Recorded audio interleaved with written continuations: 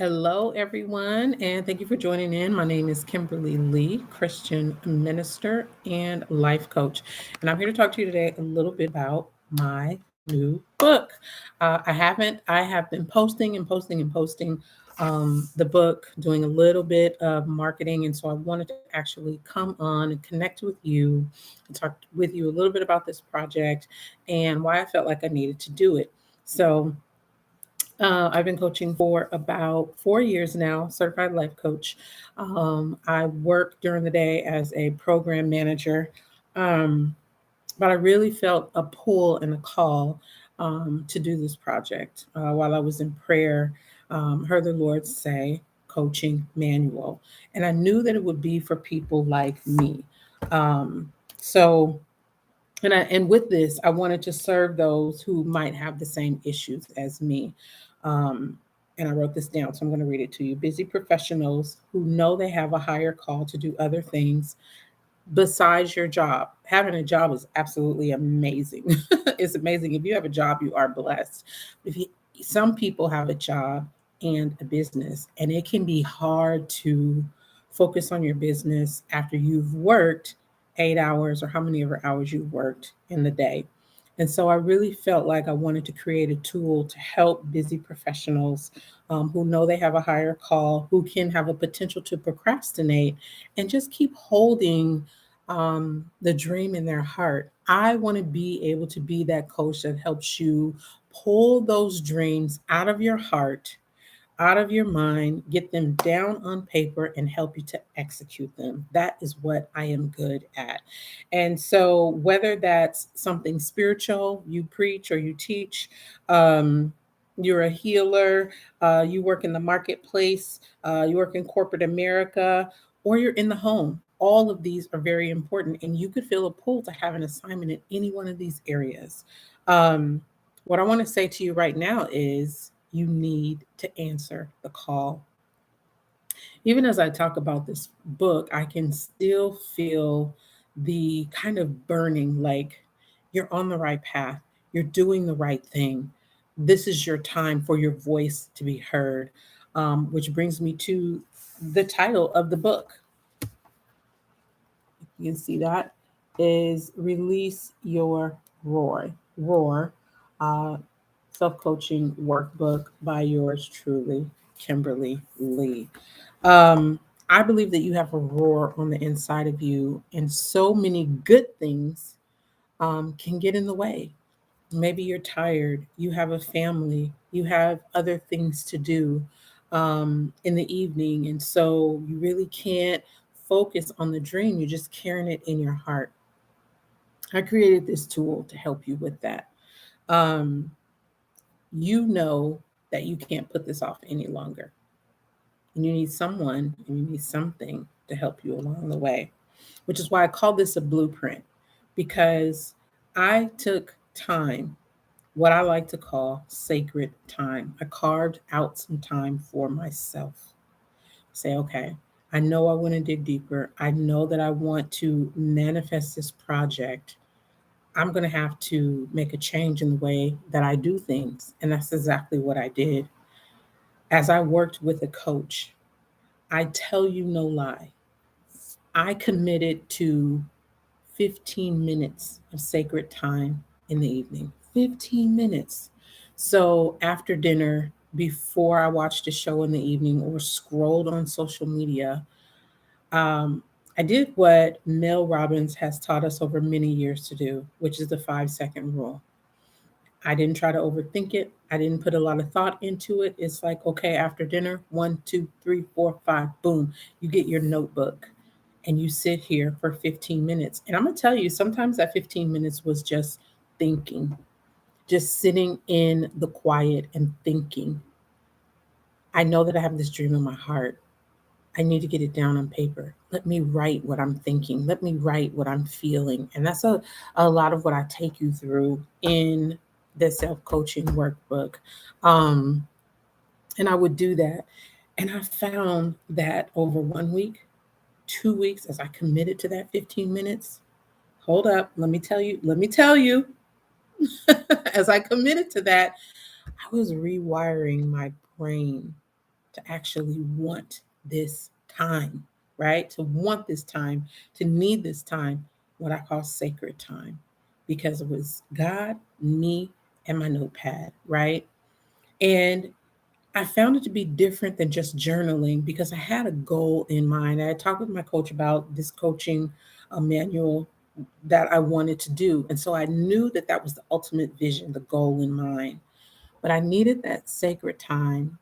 I needed to be able to commit to myself in that sacred time, write down my thoughts, write the vision out, make it plain.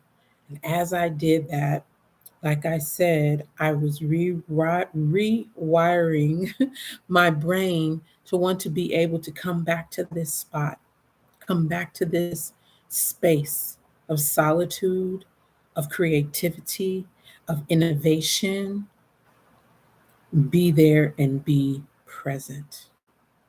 And so I had to hold myself accountable, right? And during that time, and even sometimes when I didn't feel like it, I needed to hold myself accountable. And that's really what I want to partner with you with. I want to be there through this book to say, okay, I have my sacred time, but I don't feel like it today.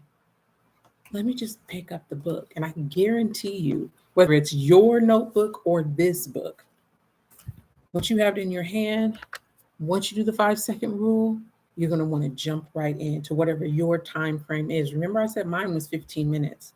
But let me tell you something. That 15 minutes turned into 20 minutes, turned into 25 minutes, turned into 30 minutes. And before I knew it, I was writing down titles, writing down chapters, writing down the gems, if you will, that I was learning along the way to put inside of this book. I had to sit down and create. Had to sit down and create. And so, what can be hard about this is social media, life, things around you, like I mentioned, things that are good things, not necessarily bad things. You can have a tendency to just scroll your time away.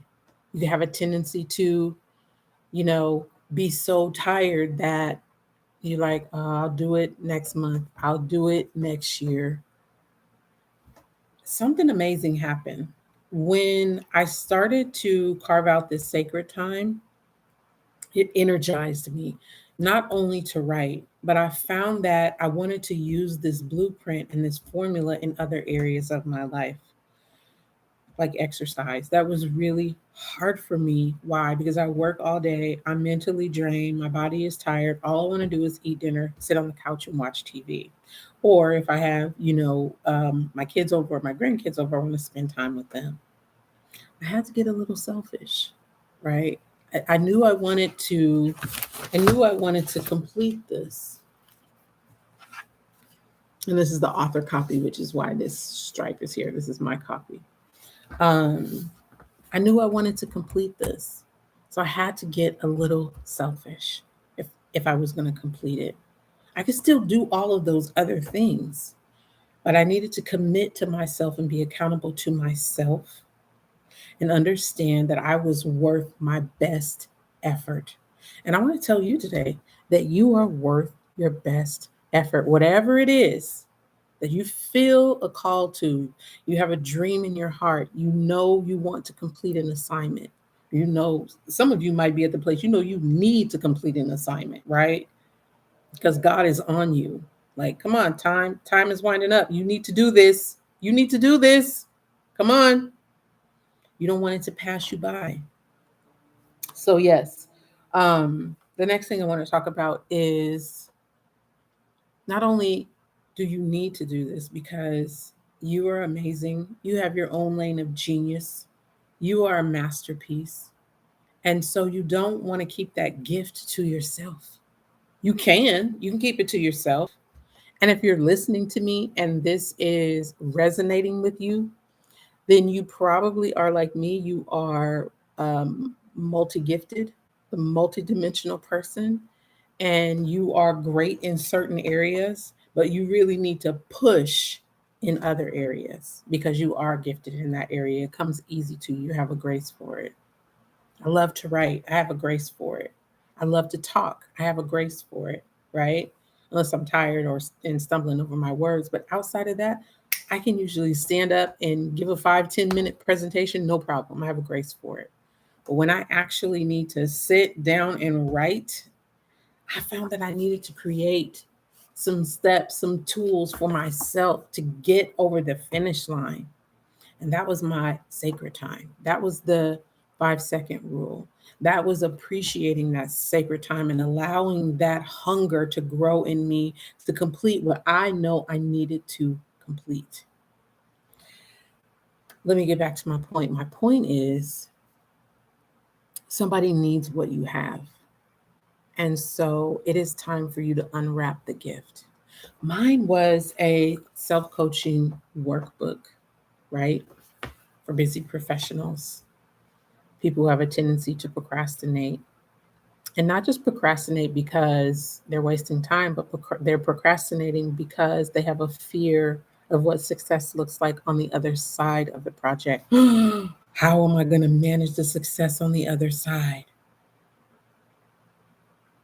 The same way you do everything else. You have a vision for it, you have goals, you know what your outcomes are. You are going to pray through it. You are going to ask God for His grace, His mercy, His wisdom, and you're going to take it one step and one day at a time. You're going to get the knowledge you need to build whatever it is that you're called to build so you can stop fearing the success on the other side. I'm ministering to myself because the truth is, you belong on the other side of the project that you know you need to do. You can handle it. You don't have to fear success or be afraid of success. Now, is that going to change your life and things pulling on you even more? Yes. But you can create a balance in your life.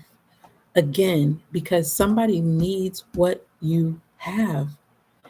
Only you can unwrap the bow, open the lid, and offer it. Offer your genius, your zone of genius to the world. And it's not to the whole world, but there are specific people that you are called to. That's why you don't have to worry about washing out in the market, because the people that I'm talking to right now, some of those people will be like, man, that's chick, she's not for me. That empowerment stuff, that's not for me.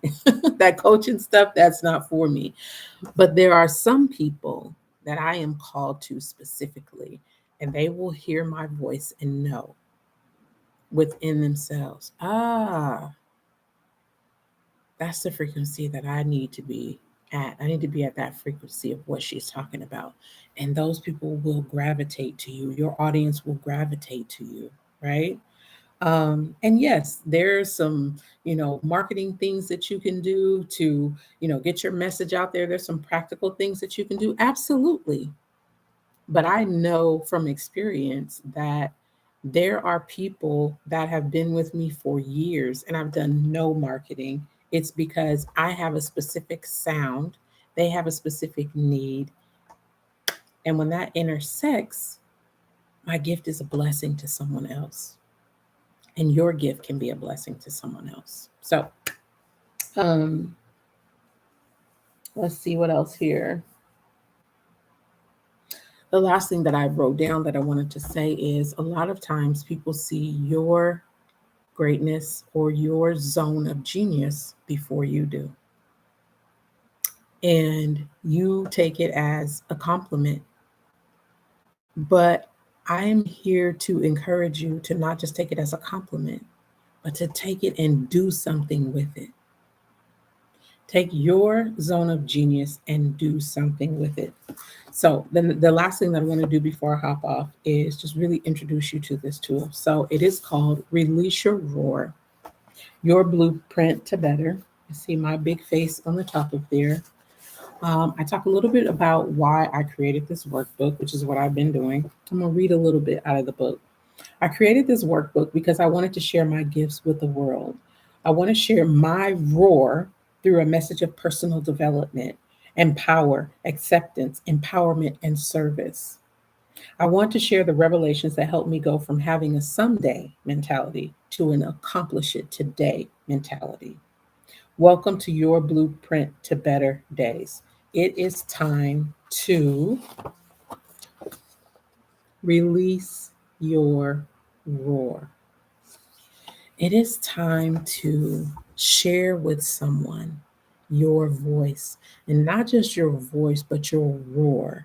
That thing that burns on the inside of you that you know you are called to do, that you want to do, but you have just been putting it off.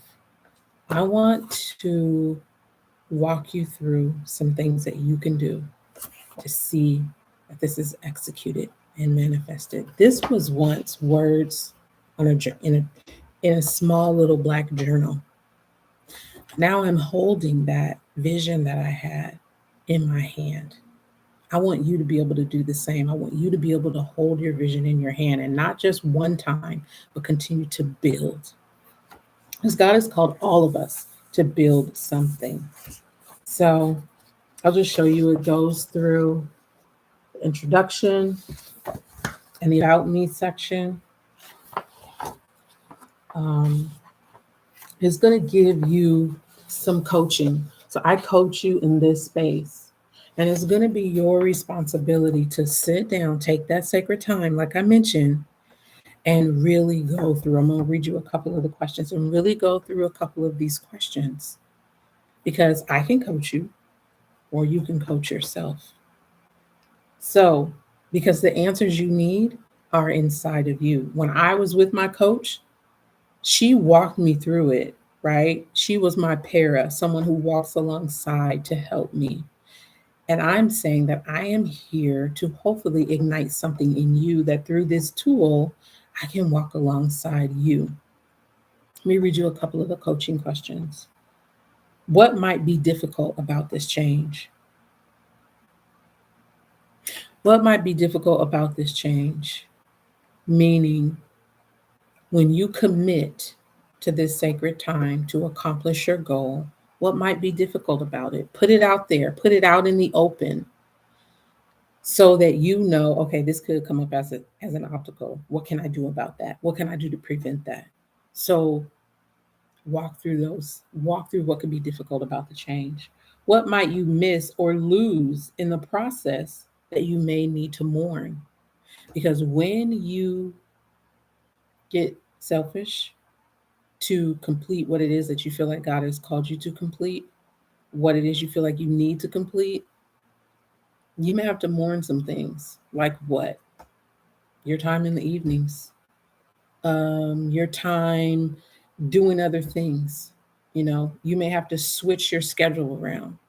You may have to say, man, I can't hang out with the ladies. I can't brunch this weekend because I need to commit to my sacred time, and I need to commit to myself and hold myself accountable to this if I'm going to complete it.